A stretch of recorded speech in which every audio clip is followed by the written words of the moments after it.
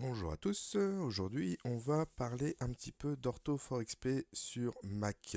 Une, euh, une petite chose que j'ai cherché lorsque j'ai voulu l'utiliser, c'est que je n'ai rien trouvé sur son installation de manière simple, précise et facile à comprendre.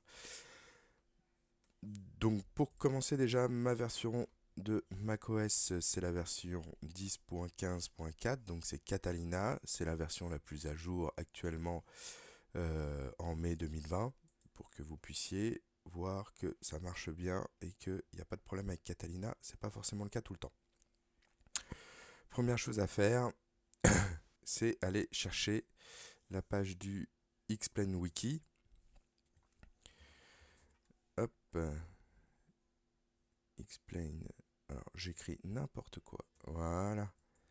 Explain Wiki. Je pense qu'il va le trouver directement. Voilà, il est ici.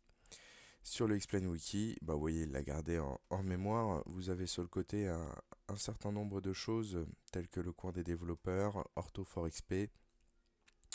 On va vous expliquer un petit peu comment est-ce qu'il fonctionne ou ce genre de choses. Moi, ce que je vous invite à faire, c'est à télécharger la version 1.30 depuis le GitHub qui est ici et de ne pas prendre le package pour Windows qui est disponible là. Je ne pense pas que ça fonctionnera correctement. Lorsque vous cliquez dessus, vous arrivez sur un serveur qui est attribué à Oscar Pilote, le créateur à qui on peut dire merci. Et tout simplement, download zip, donc le télécharger au format zip directement dans votre dossier de téléchargement. Pour ma part, je l'ai déjà fait puisque j'ai une connexion qui est assez longue et je l'ai placé directement sur mon bureau pour pouvoir vous dire quoi en faire. Maintenant, le plus simple, ça va être d'envoyer ce dossier-là dans vos applications, puisque c'est une application, c'est comme ça que je le vois. Donc le plus simple, on le prend, on le copie, il apparaît ici. C'est parfait. Il va s'agir maintenant de l'installer, ce qui n'est pas forcément très intuitif dans un premier temps. Vous avez un fichier dans Ortho4XP qui s'appelle install-instruction.txt. Je vous invite à l'ouvrir avec TextEdit, que vous avez forcément. Et on vous dit ici les différentes instructions pour pouvoir l'installer dans les différents systèmes. Linux, Windows et tout en bas macOS. Je vais du coup le placer par ici. Voilà, on vous dit que dans le terminal, dans une fenêtre terminale, installez l'Homebrew et les package management avec cette phrase. On ne vous le dit pas, mais avec cette ligne de texte. Donc on va ouvrir le terminal, donc application, utilitaire, terminal. Il est ici. Le terminal, juste pour information, c'est une console qui exécute des lignes de commande. À chaque ligne de commande, il téléchargera et installera les outils nécessaires à l'utilisation d'Ortho4XP, pour notre cas. Ce processus peut prendre quelques minutes à chaque étape. Elle peut nécessiter la mise à jour extérieure au terminal d'applications essentielles. Moi, par exemple, j'ai eu Xcode qui n'était pas à jour, qui m'a demandé de mettre à jour avec la fameuse fenêtre qui est ici, qu'on connaît bien.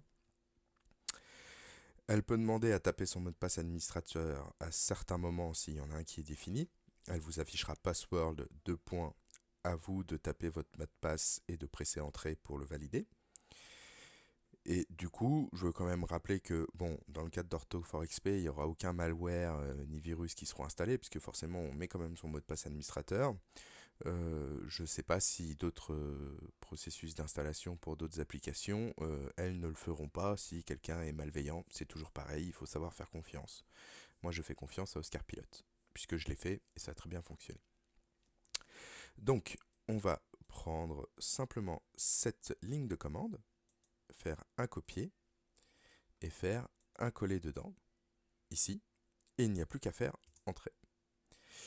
Il va chercher à télécharger tout ce qu'il y a besoin de faire, vous dire voilà, ce script va installer un homebrew, un brew, brew 1, un autre brew, homebrew, c'est que des homebrew, voilà, c'est comme ça. Et d'autres petites choses, est-ce que vous voulez continuer ou est-ce que vous voulez aborder? Je vous invite à continuer en pressant entrée. Moi je l'ai déjà fait, c'est un petit peu long, ce qui fait que je vais faire la barre espace pour aborder. Une fois que tout ça est fait, On va pas forcément suivre la méthode d'Oscar Pilote, qui est pour moi un petit peu nébuleuse sur certaines choses. Je préfère le faire en manuel. Donc, on nous dit de retourner dans le dossier d'OrthoForXP, ça tombe bien, on y est, et d'installer le script. euh, Si vous avez une commande nanana fait d'abord, c'est voilà, c'est ça que j'aime pas. Je préfère du coup aller voir ce qu'il y a dans le script de install-du-bas mac.sh. Donc, il est ici. Je l'ouvre là encore avec TextEdit. Et là, j'ai la liste des lignes de commande à installer. Donc, brew installe Python, GDAL, Spatial Index et P7zip. Il y a Pyrogy aussi avec Cython en premier lieu. Et derrière, d'autres petites choses indépendantes qui sont nécessaires. Il suffit pour ça de prendre la ligne, de faire un copier et un coller dedans, et il va installer les différentes choses. Si je le fais, moi l'ayant déjà fait, il va sûrement me rappeler que tout a déjà été mis à jour. Voilà.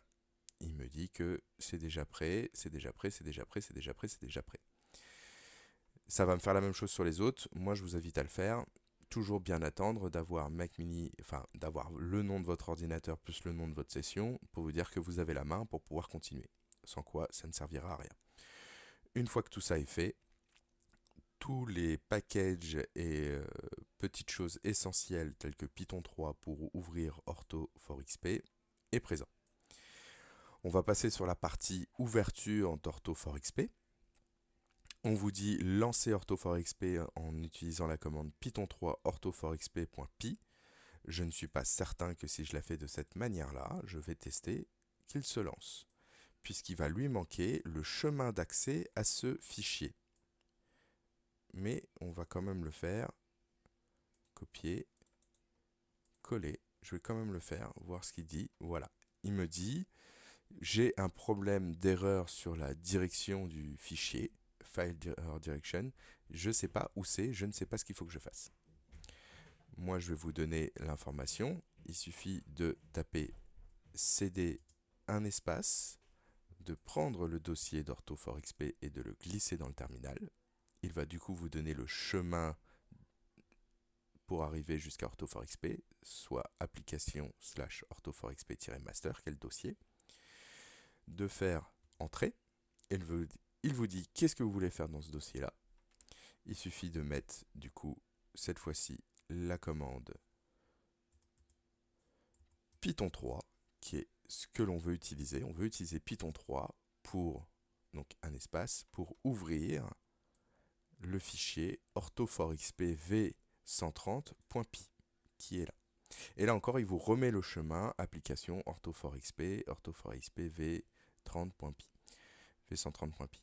Là, si vous souhaitez ne pas taper manuellement les commandes, il vous suffit de faire un copier-coller des lignes en question, donc à partir de CD pour ici et à partir de Python 3 pour ici, pour pouvoir le mettre directement sans avoir à ouvrir orthoforxp master présent, de rouvrir le dossier dans l'application et ainsi de suite. Une fois qu'on a là, il suffit de faire entrer. Il a fait tout un petit tas de choses en arrière-plan pour l'ouverture et il nous a ouvert la fenêtre utilisateur. Un rappel, si je coupe ici le terminal, OrthoForXP va se couper automatiquement, puisque le terminal travaille en arrière-plan d'OrthoForXP. En fait, ici, c'est juste une fenêtre utilisateur sur laquelle on va dire je veux faire ci, je veux faire ça, mais en fait, derrière, c'est le terminal en tâche de fond qui travaille et qui fait ce qui est nécessaire à la réalisation de tout ce qui est dedans. Une fois que c'est fait, je peux fermer mon petit dossier texte de l'install. Je n'en ai plus besoin. On va pouvoir parler de la première configuration. On va parler juste de la configuration d'OrthoForXP pour pouvoir l'utiliser. Je vous invite donc à cliquer sur la clé à molette et le tournevis qui est ici. Là, il y a des choses que je vais enlever pour vous refaire le chemin de base. Ici, on a plusieurs choses qui nous permettent de donner des comment ça s'appelle. Je pense que c'est un petit peu plus pour certaines personnes qui sont un peu poussées dans l'utilisation des choses. Moi, je ne le suis pas, je préfère le laisser tel que, ça me va très bien. La seule chose que j'ai changé, c'est ici le serveur, je l'ai mis en français. Je pense que ça n'a aucune incidence réelle, mais c'est juste parce on aime bien travailler avec le bleu, blanc, rouge. La seule chose qui va être intéressante, ça va être surtout custom overlay source. Donc ça va être la source à utiliser d'Ortho for XP pour pouvoir créer les overlays. La source, ça va être forcément les éléments que Xplane a déjà euh, au, sein de, au sein de ses répertoires. Si vous n'avez pas téléchargé les décors de la zone à laquelle vous souhaitez faire une orthophoto, une tuile, euh, Ortho4XP vous dira j'ai pas trouvé les fichiers, tout simplement. Et si vous renseignez ça, il vous dira j'ai pas trouvé les fichiers non plus. Donc vous cliquez dessus, normalement ils vous disent déjà de base, voilà, quelle est la direction où on contient où contiennent les scènes pour faire l'overlay que vous voulez extraire. Vous avez besoin de sélectionner la direction juste avant EarthNav and Data. Voilà. Donc je vais vous montrer, il suffit de cliquer dessus sur le petit dossier qui est là et d'aller dans vos applications, de choisir Xplane 11 ici, d'aller dans Global Scenery, tout simplement. Donc ça c'est les scènes globales. Et moi j'avais la démo avant de l'acheter, donc forcément j'ai les deux, mais d'aller dans Global Scenery qui est juste ici, et de s'arrêter avant Earth Nav and Data. C'est là où je suis, il suffit de faire choisir. Et je vous invite à faire Wide Apps Config et Appli. Alors si je fais juste ici, normalement le petit fichier ici il a bougé un petit peu, vous pourrez revenir sur la vidéo pour regarder, vous verrez c'est qu'il s'est mis à jour, c'est qu'il l'a gardé en comment ça s'appelle, en mémoire tout simplement. Je pense que ça va être pareil sur les custom scenery, c'est-à-dire que les custom scenery d'Xplane, utilisez seulement un clic pour la création. Vous créez un lien directement dans Ortho for XP. Oui, je ne l'ai pas utilisé, il faudrait que je teste. Il y a peut-être quelque chose de particulier là-dessus pour éviter de m'embêter sur certaines choses, puisque à chaque fois je suis obligé de renseigner ici la base folder. À voir. À voir, à voir, je vous laisserai tester, voir ce qu'il en est, je le ferai plus tard aussi. Hop, on peut quitter.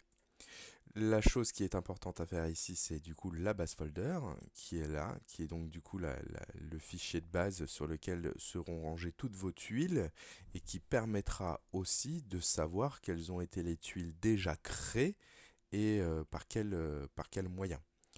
Je peux vous montrer une petite chose, c'est que si jamais vous allez ici sur la map monde, vous voyez que là, j'ai aucune tuile de créer, je n'ai rien, j'ai que du vide, tout simplement. Donc ça, on en reparlera de cette fenêtre-là. J'ai que du vide. Si je renseigne une base folder, comme par exemple, j'en ai déjà une sur mon Xplane, non pas de secours sur application, moi, parce que j'en ai deux, mais sur mon disque dur externe.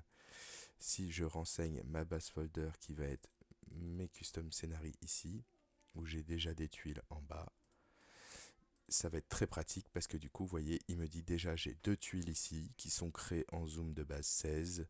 On en reparlera aussi, c'est ça. Et avec le serveur Google Maps, donc GO2, c'est ici. C'est important de savoir le zoom de base et le serveur image. Ça, c'est quelque chose qui est super parce que ça vous permettra d'éviter de passer d'un serveur d'image à un autre sur des zones de terre comme ça, où l'on va voir au sol une grosse démarcation comment ça s'appelle, de colorimétrie, de qualité d'image, de choses complètement différentes. Il vaut mieux quand vous choisissez un serveur d'image de s'y tenir pour le reste de votre travail, au moins sur les parties terre ensemble. Si vous changez, que vous allez sur une autre île, je pense que vous pouvez changer, ce sera voilà, pas trop gênant. Par contre, sur une seule et même terre, ça peut poser problème. Donc voilà, une fois que ça c'est renseigné, donc pour vous, je vous conseille, si votre Xplane est dans l'application, d'aller dans l'application, Xplane 11, Custom Scenery, donc ce sont les scènes personnelles custom, allez ici et de rester là. Ouais, moi j'ai quelques scènes custom, mais il est complètement vide, je n'ai rien de créé dessus. Et vous faites choisir. Et à partir de là, vous êtes prêt à créer votre première tuile, si je puis dire. voilà, à créer votre première tuile telle qu'il est. Et ça, je vais y venir tout de suite. Si vous souhaitez donc créer une tuile, 3 choix s'offrent à nous. 2 choix sont très similaires dans la méthode de faire, un autre est complètement différent. Je vais vous les énumérer. On va avoir la création d'une tuile à zoom constant, si je puis dire, c'est-à-dire qu'on va appliquer un niveau de zoom sur la tuile constant du peu importe l'endroit où on se trouve sur la tuile, ou une tuile avec un zoom progressif. Et là, il y a 2 méthodes. Il y a soit la méthode que j'appelle en carré avec des carrés de zoom, ou une méthode avec des polygones qui créeront la zone de zoom. Donc polygone de zoom, c'est comme ça que je l'ai dit. On va parler de la plus simple, celle qui demande le moins d'efforts, donc celle de la création d'une tuile à zoom constant. Il faudra bien repérer ici que vous avez 4 informations, la latitude de votre tuile, la longitude de votre tuile, l'imagerie que vous allez utiliser, donc ça c'est le serveur d'image, vous avez Bing, vous avez Google, vous avez Mapbox, vous avez tout un tas de choses. Elles ont toutes leurs inconvénients et leurs avantages et on va en parler. Vous avez le niveau de zoom appliqué sur la base de la tuile. Donc sur une tuile à zoom constant, le zoom de base c'est exactement le même. À partir de 16, ça commence à être pas trop mal quand on est en altitude. Par contre, quand on descendra, ce sera beaucoup moins joli. 17, c'est de mieux en mieux. 18, ça va devenir vraiment très volumineux, avec un très fort niveau de détail. Par contre, en effet, voilà, plus on monte, plus la tuile va augmenter en termes de poids. Pour information, une tuile à zoom 16 va peser 4 fois moins lourd qu'une tuile à zoom 17, qui elle-même pèsera 4 fois moins lourd qu'une tuile à zoom 18. Donc à vous de choisir, ça peut très vite faire du 2 Go, du 4 x 2 x 4, 8 Go ou 16 Go. Voilà, on va parler ça comme ça, hein. Ça peut aller très très vite. Une tuile, c'est quand même quelques gigas au minimum. On va partir sur un zoom level 16. Ça va dépendre aussi de votre vitesse de téléchargement. Forcément, plus vous montez en zoom, plus long sera le téléchargement. Et on va cliquer sur la map monde. La map monde nous indique où c'est que l'on est et ce que l'on va créer. Pour se déplacer, un simple clic droit maintenu vous permet de bouger comme ça sur le monde. Voilà, par exemple pour ici. Et on peut double-cliquer en jaune sur une zone particulière. Donc moi je sais que je voulais faire les îles de Jersey et Guernesey. On double-clique et en double-cliquant se met à jour ici dans l'Active Tile les coordonnées. Elles se mettent aussi à jour dans la fenêtre principale. Si je change, ça va changer. Je passe en 47.1. Là je vais être en 47-1, en 47.0. Ici je suis en 49-3. Forcément par rapport au méridien de Greenwich et l'équateur. Tout ça, c'est très basique. Pour créer une tuile à zoom constant, on l'a sélectionné, mais ça ne suffit pas. On va faire appuyer sur Shift, donc c'est la touche majuscule sans verrouillage, Shift, et un clic gauche dessus. Alors, pour la sélectionner, il suffit de double-cliquer, clic gauche. Voilà. Et une fois qu'elle est double-cliquée, ça se met à jour, et derrière, Shift et un clic droit, non, un clic gauche, et on l'a en rouge. De toute façon, vous verrez bien, c'est l'un ou l'autre. Une fois qu'on est là, il va falloir définir les options de création de la tuile. Pour ça, c'est assez simple. On a un outil qui est assez rapide qu'on va utiliser uniquement dans ce cas-là, qui va être ici. Donc, on va assembler les données de vecteurs, la triangularisation des mèches 3D, dessiner les masques d'eau, c'est-à-dire que toute la zone où il y a de l'eau, on va les masquer de manière à pas créer de volume supplémentaire et surtout laisser l'eau de X-Plane et pas avoir une photo de l'eau. Vous verrez que ça peut être important dans certains cas. Créer l'image, donc en gros les zooms et les convertir dans le fichier qui va bien pour X-Plane. Et extract overlay, donc ça va être extraire à partir du dossier que l'on avait défini, les éléments de route, de bâtiments, de forêt, de choses comme ça, d'objets 3D sur la tuile. Et il suffit juste de cliquer sur Patch Build. Je vous conseille pas de cliquer dessus tout de suite. Je vous conseille quand même d'aller sur la partie Custom Zoom Level qui est ici, qui va ouvrir une deuxième fenêtre. Sur cette fenêtre-là, on va pouvoir visualiser l'état de la tuile en fonction du serveur que l'on va choisir. C'est-à-dire que on peut mettre sur Bing Map, par exemple, un zoom très faible, faire Preview. Alors, moi, je les ai déjà téléchargés en amont, puisqu'à chaque fois qu'on fait ça, il va télécharger sur un serveur, et vous allez voir ici votre petite barre avancée pour vous télécharger l'image. Je l'ai fait en amont parce que ma connexion, comme je vous dis, est très lente, et je ne veux pas perdre du temps à vous l'expliquer. Donc Bing Map, on peut voir que on a une colorimétrie qui est assez belle, mais ici, il y a des choses, ce sont des nuages. Si je zoome un petit peu plus, voilà, ici, alors, pareil, clic droit pour se déplacer en le tenant et en le maintenant. Voilà, on voit. Alors, ici, il y a un petit peu de nuage ici sur cette partie-là. Il y a un petit peu de nuage ici sur cette partie-là, sur celui-ci. BeamMap est très apprécié de la plupart des gens, et je les comprends. La colorimétrie est très très belle. En revanche, à chaque fois qu'un nuage apparaît sur l'image, elle sera reportée sur le sol avec son ombre quand vous serez sur X-Plane. Je n'apprécie pas du tout ce genre de choses. Je préfère avoir une image vraiment dépourvue de nuages. Donc ça c'est Bing Map.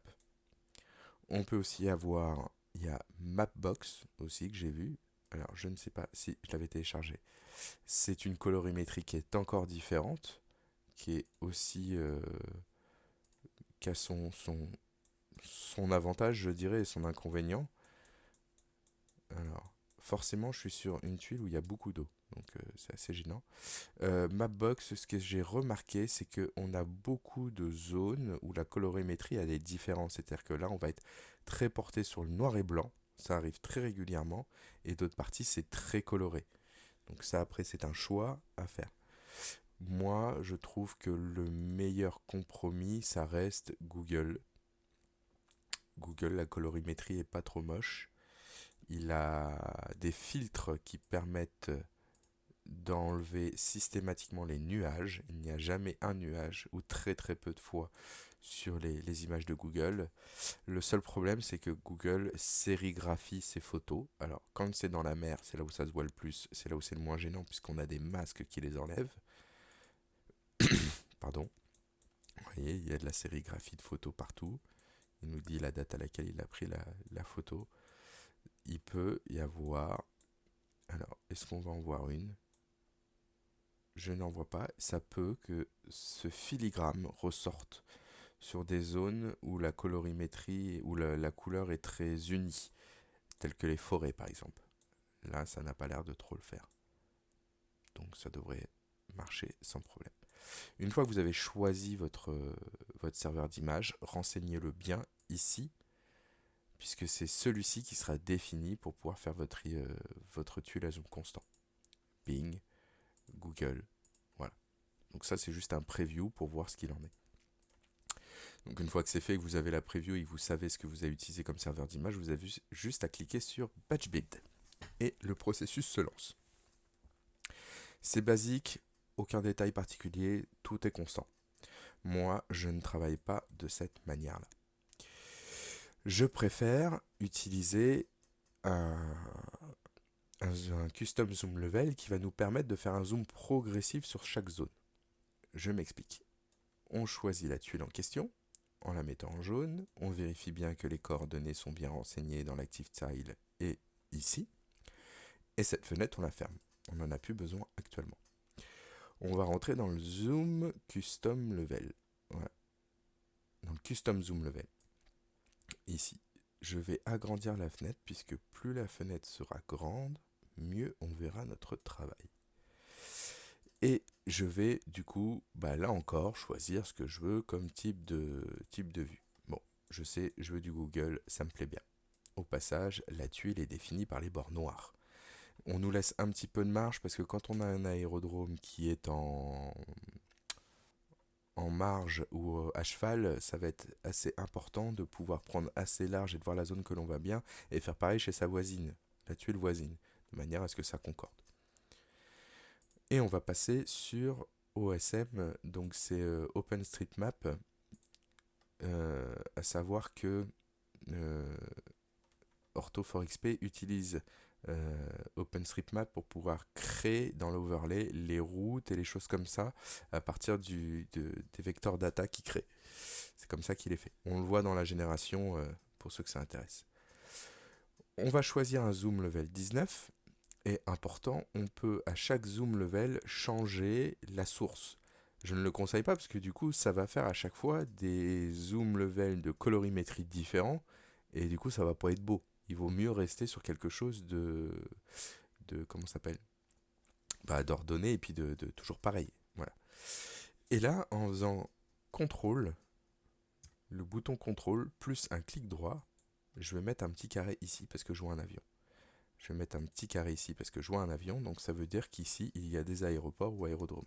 À ce niveau de zoom, c'est souvent des aéroports. Ce que je vais faire, c'est que je vais aussi. Alors, on fait toujours save zone. Moi, je fais apply save zone ici pour pouvoir sauver ce que j'ai fait. Si je change de zoom, j'aurais tout perdu. Donc à chaque fois, il vaut mieux le faire. Je vais aller sur un zoom beaucoup plus grand. Voilà, ici. Je sais. Alors là, ce qui est pas mal, c'est que j'ai les lignes. Voilà, les lignes de bateau, de ferry qui me disent où sont les choses. Donc ici, je vais pouvoir faire un petit carré, ici. Vérifier en bas si là-dessus j'ai pas d'aérodrome non plus.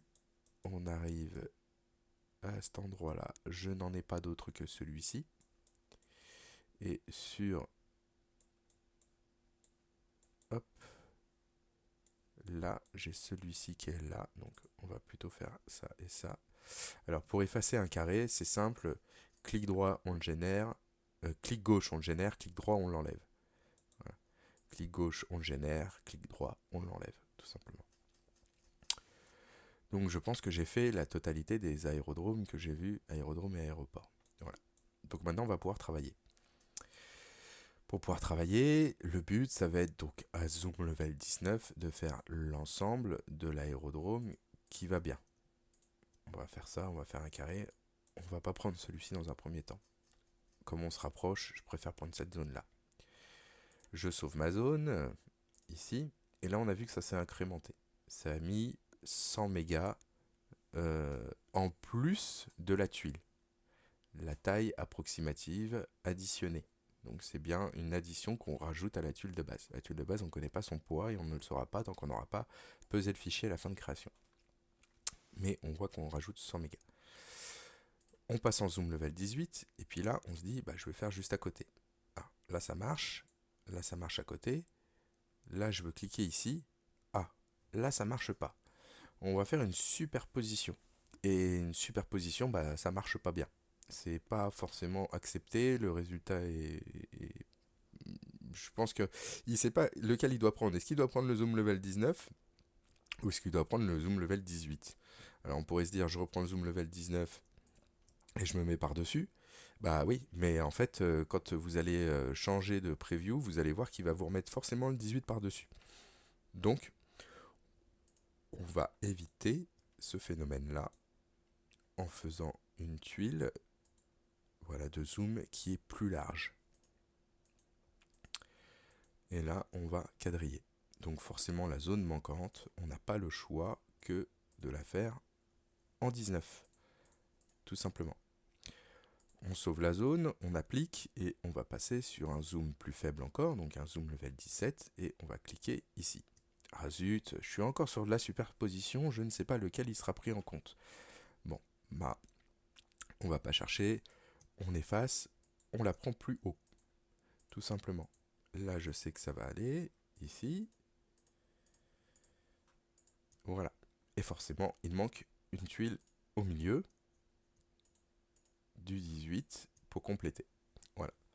On a complété. Ce qui veut dire que là, je vais sauver ma zone, appli, mon aéroport sur l'île de Jersey me rajoute 400 émos de données supplémentaires, Mais du coup, j'ai bien un zoom progressif, je serai en 16. Alors, on pourrait se dire, là j'ai fait du zoom level 17, je peux faire du zoom level 16. Ça ne sert à rien, il est déjà prédéfini ici. On rajoute que le supplément à un niveau au-dessus. Donc ça sert à rien. Je pourrais très bien le faire ici, mais ça sert à rien. Petite info, je vous disais qu'une tuile en zoom level 16, une 17 pesait 4 fois plus lourd qu'une 16, et ainsi de suite. Vous voyez bien qu'à chaque fois, on a une zone level en 16 ici. Si je prends du 17, que je la mets là. Je prends du 18, je la mets ici. Je prends du 19, je la mets là. Dites-vous bien que chaque carré de couleur de chaque zone pèse le même poids. Donc forcément, si je veux faire toute cette zone-là en zoom level 19, posez-vous la question, est-ce que ça vaut le coup quand on voit en zoom level 16 ce que ça doit peser? La même chose que juste un petit carré. Voilà. Ça, c'est pour l'info. Aussi, pour effacer les tuiles, on est obligé, enfin les carrés, on est obligé de revenir sur chaque zoom à chaque fois pour le sélectionner et l'effacer. Voilà. Donc, on sauve la zone ici. On va retourner sur notre... ça doit être Guernesey, je pense. Non, c'est Jersey. Guernesey, c'était là-haut. Ça, c'est Jersey. Donc là aussi, de nouveau, un aéroport. Donc, on fait la piste. Derrière, là, on a un peu de chance. Ça le fait plutôt pas trop mal. Voilà. En 17. Voilà, je vais être obligé d'être au-dessus. Là, je peux être au plus proche. Et on complète ici. Et il nous manque le zoom level 19 que l'on n'a pas complété ici. Voilà. On sauve la zone, on applique, et on sait qu'il nous en reste un plus haut sur l'île qui était au-dessus. Voilà. Le dernier qui est ici. Là, on a un aéroport. Alors, je vais essayer quand même de faire quelque chose parce que j'ai plusieurs approches. Donc, comme j'ai plusieurs approches, il faut essayer de combler quand même au mieux possible les différentes approches possibles. Sinon, c'est là où on va se retrouver avec quelque chose de pas joli quand on va approcher. Donc on va être forcément obligé, dès qu'on a des pistes qui se croisent, d'avoir quelque chose de beaucoup plus détaillé à être fait. Voilà. Et maintenant du 17. Ah, je peux pas. Je peux pas.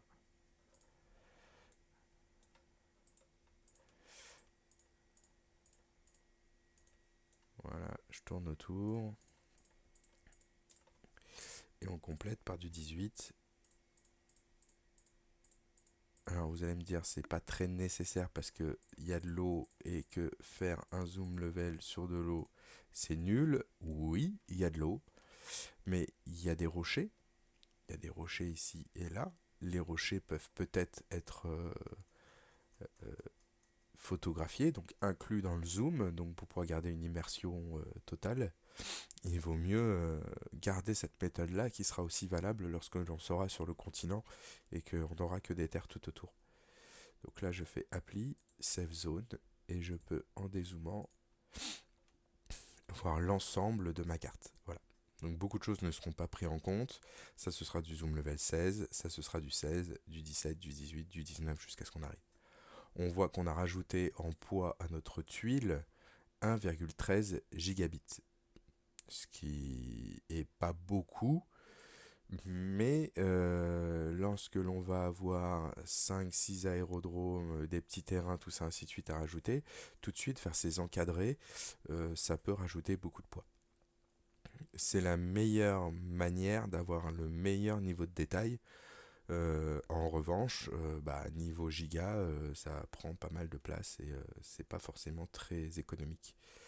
Je préfère passer sur une autre méthode. Et pour ça, il faut que je supprime la totalité de ce que j'ai fait. Donc je vais aller sur... on va commencer sur Guernesey. Je vais effacer ce que j'ai dessus.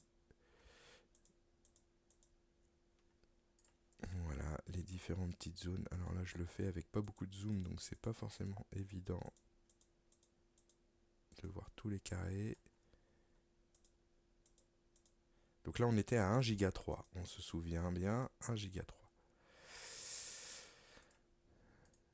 Le compteur descendra pas. Il se remettra à jour à partir du moment où j'aurai refait quelque chose dessus. Donc, maintenant, ce que je vais faire, c'est que je vais le faire, moi, avec une autre méthode.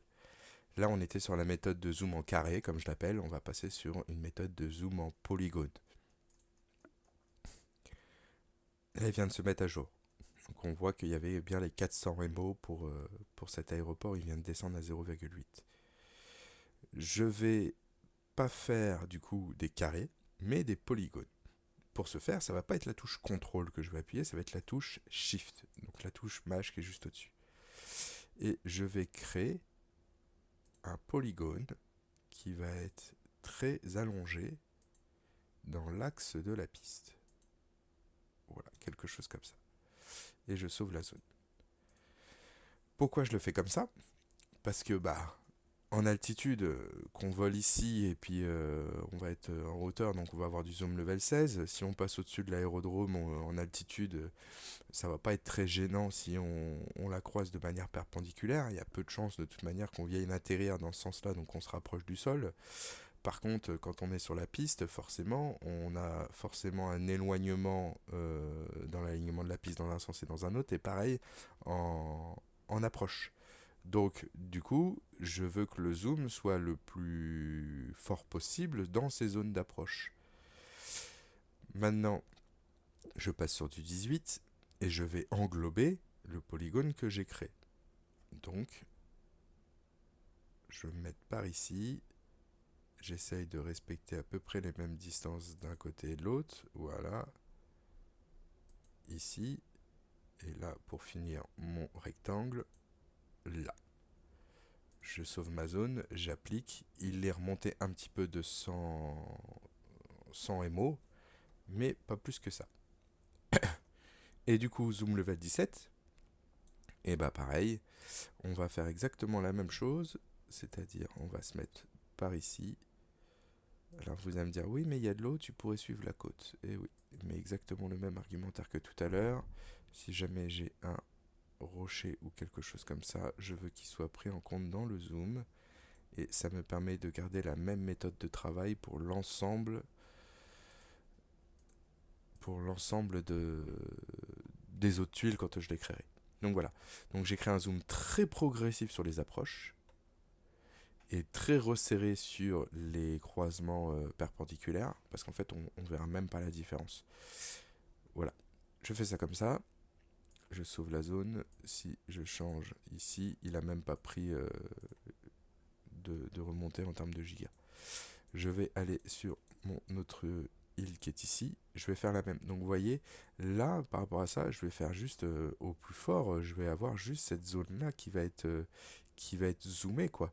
Tout ça, je vais pas le prendre en compte, ça ne m'intéresse pas.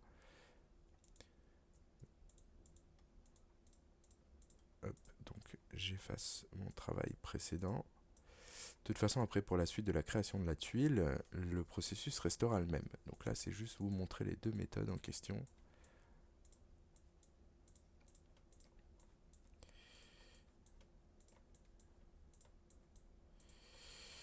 Ça, c'est un peu embêtant, à chaque fois ça bouge, que je fais ça. Je ne sais pas quelle est la raison, mais...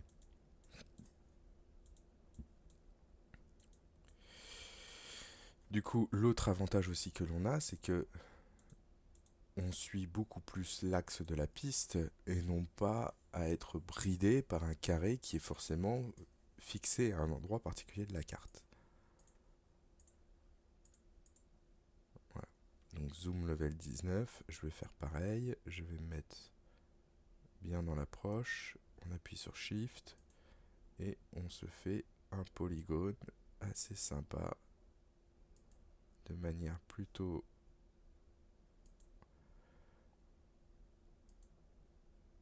Voilà. Alors, vous pouvez aussi des fois agrandir sur les zones de taxiway ou ce genre de choses, comme c'est un petit peu agrandi. Bon, là, moi, ça me va bien. Voilà, ça a encore descendu le niveau du fait d'avoir effacé le travail précédent. Donc en zoom level 18, je vais me mettre par ici,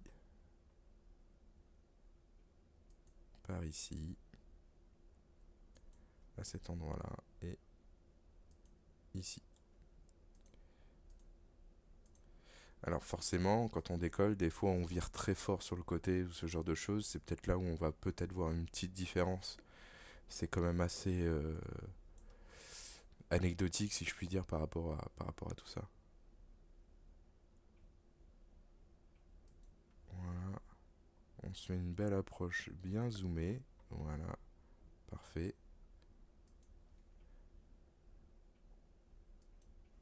Voilà.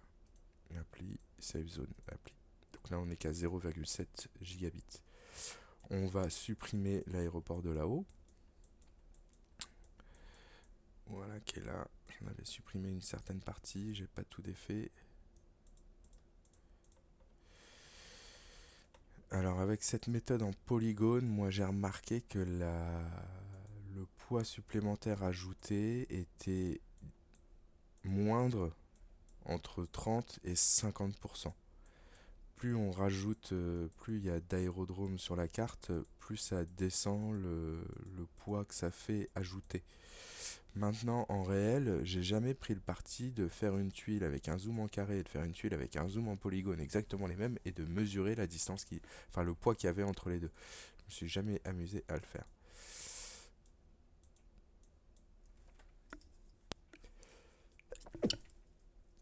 Excusez-moi. Du coup, je continue d'effacer. Là, c'est pas mal parce qu'on va avoir un aéroport à triple piste. Il va falloir être malin sur la manière de gérer ça. Généralement, ce que je fais, c'est que on peut croiser un même zoom de même niveau. C'est pas trop un problème. Donc pour le premier, pour le 19, les calculs seront peut-être un peu faux sur l'approximation, puisque du coup, il va pas photographier deux fois la même zone. Il va bien faire la différence entre les deux. Mais je peux déjà faire l'approche de cette piste-là. Puis derrière, faire l'approche de... Alors, voilà, là j'ai fait une bêtise, c'est que du coup j'ai fait comme si le polygone continuait, donc vous voyez, il continue à me faire n'importe quoi. C'est pas grave, on enlève la dernière zone qui a été créée. On applique, on sauve. Alors là il est reparti à 0,2 Go. Je vais quand même vérifier qu'il m'a pas effacé ce que j'ai fait avant. Non, il me l'a pas effacé. C'est important parce que je veux vraiment avoir le bon résultat à la fin. Donc je reprends ma zone, je clique sur Shift, je refais mon carré, voilà, de ma zone en question de ma piste. J'applique et je sauve ma zone. Je vais la faire pour mon autre piste. Voilà, c'est parce que j'ai pas appliqué que j'ai pas sauvé, c'est pour ça que ça n'a pas pris en compte la fin du polygone, si je puis dire. Voilà, ça c'est fait. J'applique et je sauve. Et je le fais pour chaque piste pour avoir une approche de zoom correcte pour chaque piste. Comme si c'était un seul et même... hop. Comme si c'était qu'une seule piste à chaque fois. Voilà. Je sauve la zone et j'applique. Maintenant, on va passer sur le 18. Alors là, c'est là où il va peut-être plus falloir faire un polygone qui va suivre un petit peu plus, mais on a au moins notre base de par cette étoile. Donc, hop, ici, là, à cet endroit-là. Vous inquiétez pas, c'est normal que ça me fasse un triangle. Hop. Normalement, il va me suivre tout ce que je veux lui demander, sans problème.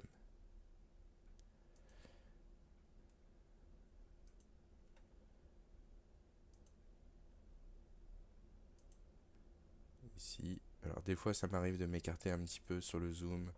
Bon, là c'est de la flotte, c'est pas très très grave.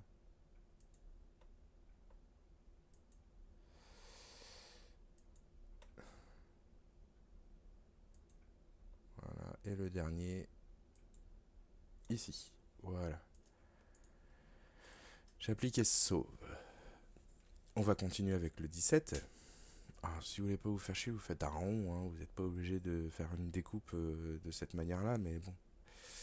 Moi, j'aime bien faire ces choses comme ça. Alors, hop. En 17. On va faire les choses pas trop mal. Voilà. On applique un zoom 17 sur ces parties-là. C'est l'exercice le plus dur. De faire les pistes multiples comme ça qui se croisent. C'est assez compliqué. Les pistes simples se visualisent beaucoup plus facilement.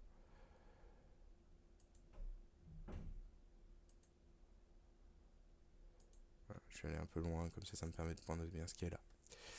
Voilà, je sauve la zone, j'applique et je sauve et je peux voir le résultat que j'ai comme ceci. Donc on voit bien qu'on a un zoom progressif sur chaque piste et uniquement sur chaque piste. On avait 1 giga 3. La moitié d'un giga 3, on est d'accord, c'est 600 MO. Lui, approximativement, il estime que je vais rajouter que 400 MO. Donc là, j'ai dépassé les 50%. Voilà pourquoi je le fais comme ça et pourquoi je l'utilise de cette manière-là. On va pouvoir passer à la création propre de la tuile. Donc, vous choisissez toujours bien, vous revérifiez ce qui vous plaît en termes de serveur. Voilà, de serveur d'imagerie. Moi, c'est bien Google que je veux. Je trouve que les images me vont bien. Je suis content.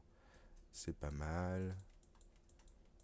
Voilà, ici aussi, c'est pas mal. Et puis, à cet endroit-là, de même. Ça me va bien. On va pouvoir créer la tuile. Alors que ce soit en carré ou en polygone, c'est la même chose. Vous pouvez fermer cette fenêtre. N'oubliez pas de choisir votre titre d'imagerie. Moi, c'est Google que je souhaite. Et maintenant, surtout si vous avez renseigné votre base folder correctement ici, vous pouvez faire soit étape par étape, Assemble Vector Data, Triangular 3D Mesh, Draw Watermask, Build Imagerie / DSF, convertir en DSF. C'est au choix. Moi, je fais all-in-one. Et du coup, il va commencer à faire son travail. En premier temps, il va télécharger sur OpenStreetMap les datas, donc les informations en gros des 3 aérodromes, donc Jersey, Alderney et puis Guernesey, les taxiways, enfin les runways, voilà. Il va faire pareil sur les taxiways et ainsi de suite. Il télécharge aussi les données d'élévation, donc altitude mini, altitude maxi. Voilà, il met qu'il a 59 pièces de taxiway qu'il a trouvé 2 hélipads, que ça fait un total de points de 2537, on va dire c'est comme ça. Et du coup, il télécharge les données après ça. C'est toujours la période, le moment un petit peu plus long et qui est toujours dépendant de comment ça s'appelle, du téléchargement en cours, de votre vitesse de téléchargement. Voilà, donc il a fini les premières parties. Il passe au masque, il a fait la triangularisation, il passe au masque d'eau, ici, qu'il est en train de faire petit à petit par rapport à ce qu'il a trouvé et les coordonnées qu'il a trouvées. Ça a été fait en 15 secondes 35. Et maintenant, il télécharge les images et les convertit en DSF une à une. Donc, il download les images manquantes, il les convertit en texture DSF. Sur la fin de l'image, vous avez le niveau de zoom. Là, je suis en zoom 16, zoom 16, zoom 16, zoom 17, zoom 16, zoom 19. Et il va faire ça comme ça jusqu'à la fin. C'est la partie qui est la plus longue. Et vous voyez ici la barre qui avance, qui va être la barre de téléchargement des images. Forcément, plus vous irez sur du terrain, sur de la terre, du continent par exemple, où il n'y a pratiquement pas d'eau, plus ce sera long. Plus vous êtes sur une île, une petite île, comme là vous avez 2 petites îles, plus ce sera court. C'est la raison pour laquelle j'avais pris cet exemple-là. Voilà, c'est terminé. On a complété ça en 7 minutes 52. En temps normal, chez moi, pour une zone continentale, je suis plutôt aux alentours des 30 minutes. On va pouvoir passer à la suite. C'est-à-dire que là, on a créé notre tuile. Si on l'utilise tel que, malheureusement, il va nous manquer quelque chose, c'est que on n'aura pas l'overlay qui nous permet d'avoir les pistes, enfin les objets 3D. On va juste avoir un rendu sur le sol vide de tout, donc un rendu photo, mais vide de tout objet 3D, et ce sera vraiment pas très joli. C'est la raison pour laquelle on va le créer. Pour cela, il faut retourner dans la map monde, ici. Il nous montre notre tuile qui vient d'être créée ici. Donc elle a été créée sur Google en zoom level de base 16. Elle est ici puisqu'il a été la chercher dans le dossier dans lequel il l'a rangée. Donc il me l'a rangée directement dans le custom scenario d'Xplain 11 qui fait partie de mes applications. L'avantage de faire comme ça. Si je n'avais pas renseigné ça, il aurait été me mettre la tuile dans le fichier d'Ortho4XP, dans le fichier tile ici, directement ici. Moi le mien doit être vide. Non, il me l'a posé aussi ici. Ah non, c'était une autre tuile que j'ai faite précédemment. C'est pour ça. C'est pas la mienne. C'est pas la 4901. Voilà, on va pouvoir voir ici. Il nous fait un fichier où il nous met Ortho4XP, latitude, longitude. Donc là, forcément, c'est 47 plus 0. Donc 47 plus 0, je sais que c'était celle-ci. Donc c'est pas ma tuile qui était ici. C'est une tuile que j'ai fait précédemment en test. Du coup, pour créer l'overlay, on va remettre ça ici.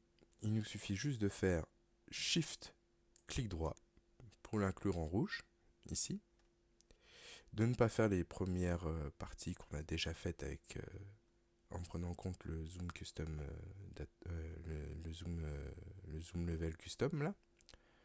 Juste extract overlay, batch build, et le construit. Ça m'a pris 0,82 secondes. Ça ne prend rien en termes de temps. On a fait notre tuile, on a fait l'overlay, on n'a plus qu'à finaliser ça dans Xplain 11. On peut quitter l'application en question et quitter le terminal qui est celui qui travaille en tâche de fond. Ortho4XP Master ici, je n'en ai pas besoin. J'ai surtout besoin d'ouvrir Xplain 11 qui va se trouver donc dans mon dossier Xplain 11 qui est ici. On va pouvoir vérifier que dans les custom scenarii, là j'ai ma plus 49 moins 003. Ça c'est la scène, c'est l'orthophoto qui vient d'être créée. Elle est ici. On va lancer Xplain. Et on va rien faire du tout. Juste le lancer et puis le quitter. Voilà. Alors pourquoi est-ce qu'on a fait ça? C'est parce que du coup, dans le custom scenario, il y a un petit fichier .ini qui lui permet de savoir dans quel ordre gérer les scènes. Et il a fallu que Xplain scanne l'ensemble de cette bibliothèque pour dire tiens, j'ai un nouveau dossier qui est ici, il faut que je le mette dans mon fichier .ini.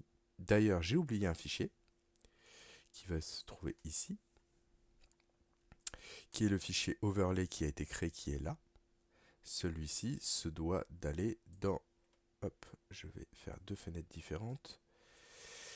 Le fichier overlay, j'ai oublié de l'inclure ici. Puisque du coup, si j'ouvre mon fichier .ini avec TextEdit, voilà, j'ai que la scène et j'ai pas l'overlay. Ce qui est un cas où l'on peut se retrouver sans objet. Par exemple, tiens, j'ai pas d'objet sur mon orthophoto là, sur lequel je me balade sur ma tuile, c'est bizarre, qu'est-ce qui se passe? Bah, c'est normal, il n'y a pas eu l'overlay qui a été copié dedans. Donc celui-ci, il suffit juste de faire copier, copier, coller juste ici. Voilà, il apparaît là. Et ça suffit. Donc il va falloir que je refasse de nouveau un démarrage d'Explain à vide, si je puis dire, pour le laisser scanner l'ensemble de la bibliothèque des custom scenarii. Voilà, quitter. Mettre à jour le fichier .ini qui est là, l'ouvrir avec TextEdit. Et là, on a bien l'overlay qui apparaît ici. Il y a une arborescence qui est spéciale et bien particulière à définir. C'est que ces deux lignes-là, elles ne peuvent pas être en haut. Si elles sont en haut, Explain, ce qu'il va faire, par exemple, si je fais une tuile de Paris Orly, Explain, lui, ce qu'il va lire, c'est que l'overlay et la scène des coordonnées de Paris Orly sont supérieurs à l'aéroport, à la scène de l'aéroport Orly qui est ici. Donc cette scène-là n'apparaîtra jamais. Cette scène-là, elle ne fait pas forcément l'ensemble de la tuile. Par contre, la tuile fait l'ensemble de Paris-Orly. Donc ça n'apparaîtra jamais. Donc pour ce faire, on va prendre cette ligne-là, on va la copier et on va la coller en bas. Voilà. Et celle-ci, on va la supprimer. Tout simplement. Ce qui fait que du coup, là, il va lire les choses et il va se dire, ok, d'accord, j'ai Paris-Orly qui apparaît. Et derrière, en dernier lieu, seulement, je fais apparaître la tuile avec l'orthophotographie à cet endroit-là. Ça peut être intéressant, par exemple, chez moi, j'ai la base 705 militaire de Tours. Cette base est généralement en orthophoto relativement pas belle, parce qu'elle est uniquement composée de zones floutées. C'est une base militaire. Elle ne peut pas être photographiée par satellite, c'est un aspect de la défense nationale, ça peut se comprendre. Mais si jamais je fais une tuile de cette zone-là et que je l'inclus ici, et que j'ai créé ou que j'ai téléchargé une scène de la base 705 de Tours, comme il existe sur le explain.org fr, il y en a une qui est présente, je pourrais la télécharger, je pourrais la mettre ici, et je sais que j'aurai toute ma scène de tour qui serait supérieure à mon orthophoto. Voilà. Autre petit détail, c'est que du coup j'ai mis ma scène en bas, mais il y a l'overlay. L'overlay c'est un peu pareil, il se doit d'être après. Il se doit d'être après tout ce package-là.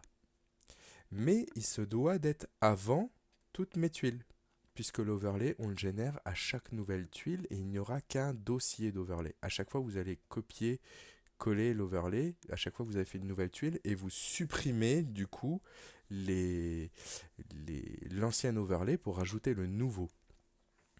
Parce qu'à chaque fois, c'est comme si ça incrémente, il grossissait l'overlay. Il ne prend pas beaucoup de poids, mais il grossit.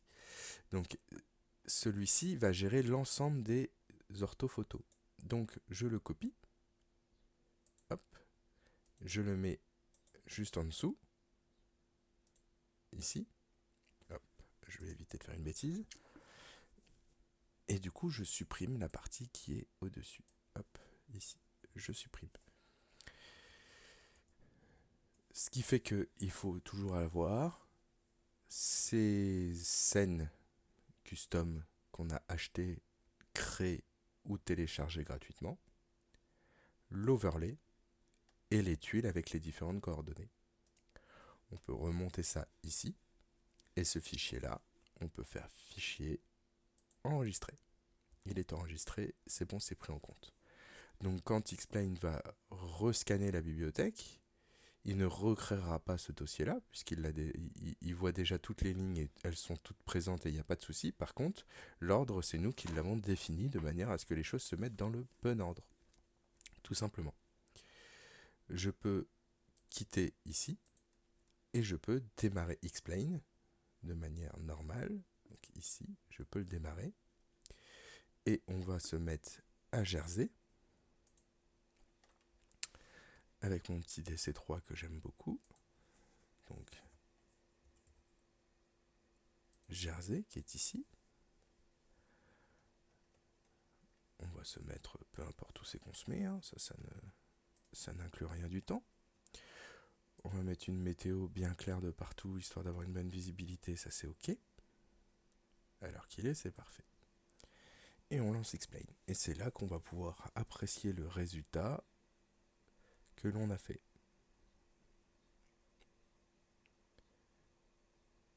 Le temps qui charge un peu tous les décors.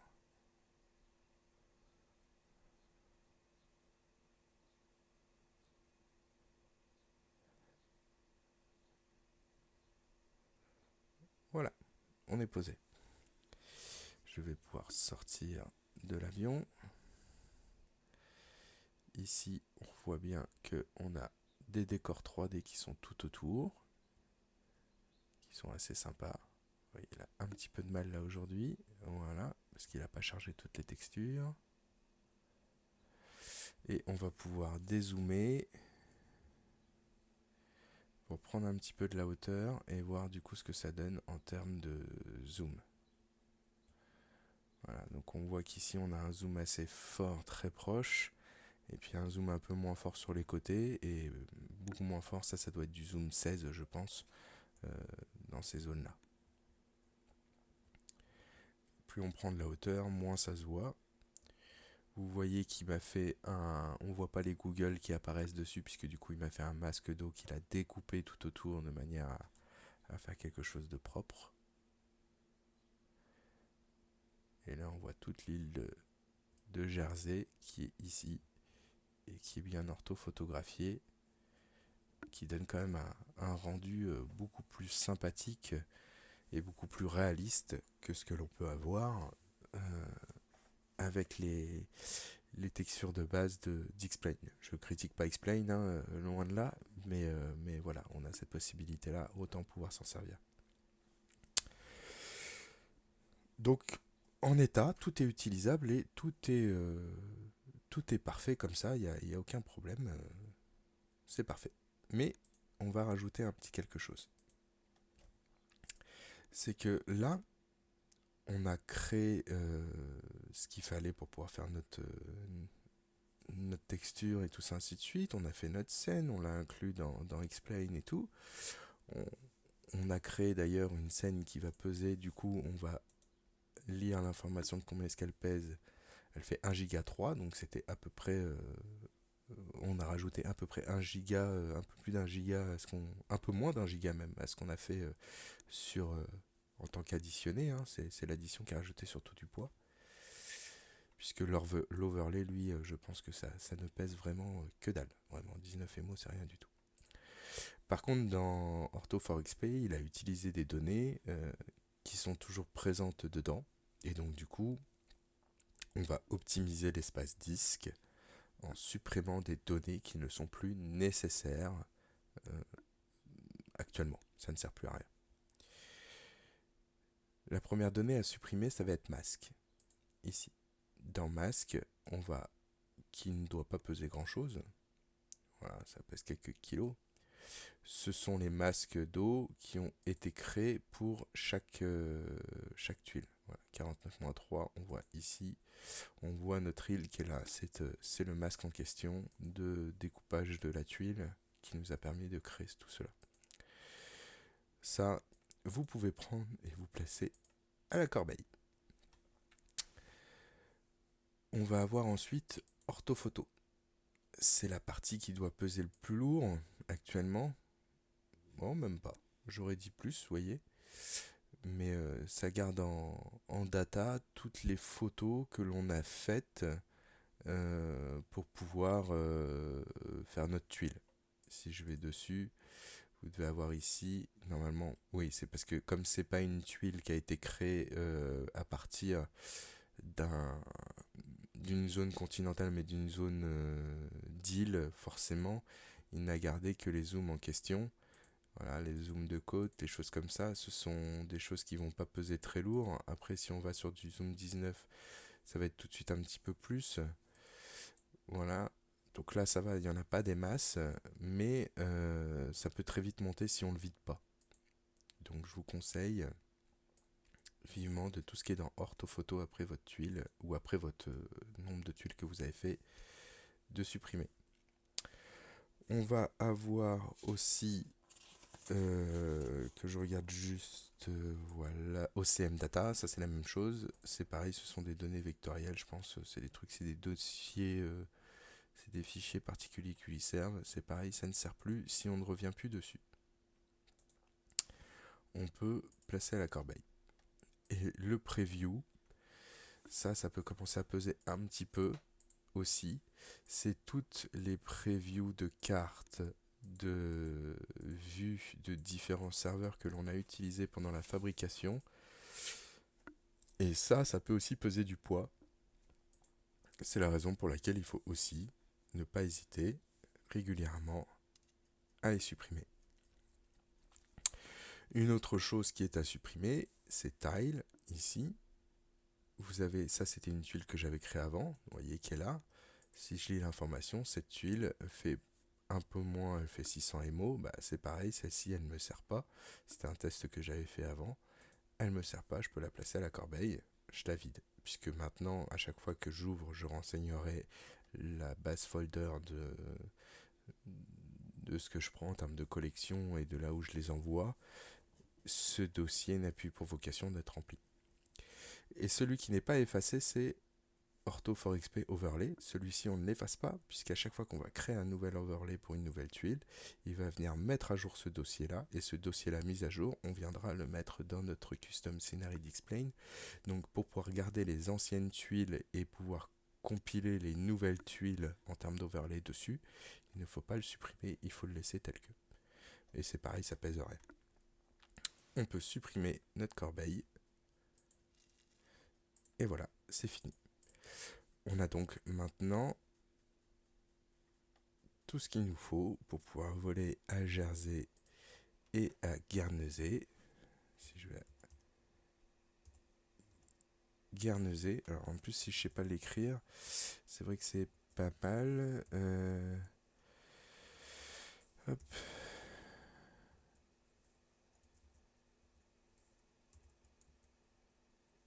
Alors je sais pas l'écrire Guernesey, je vais retourner à Jersey, c'est pas grave. C'est pas grave. Juste ici. On va retourner ici, c'est pas grave.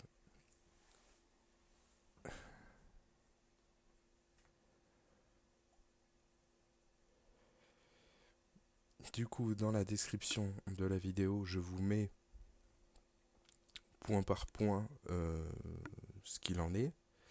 Vous pouvez le prendre et le mettre dans un fichier texte, le copier-coller, mettre dans un fichier texte pour vous en servir, ça ne me pose aucun problème. Vous pouvez le corriger, puisque je ne suis pas un fada d'orthographe, ça ne me pose pas de problème. Vous pouvez le partager, ça ne me pose pas de problème.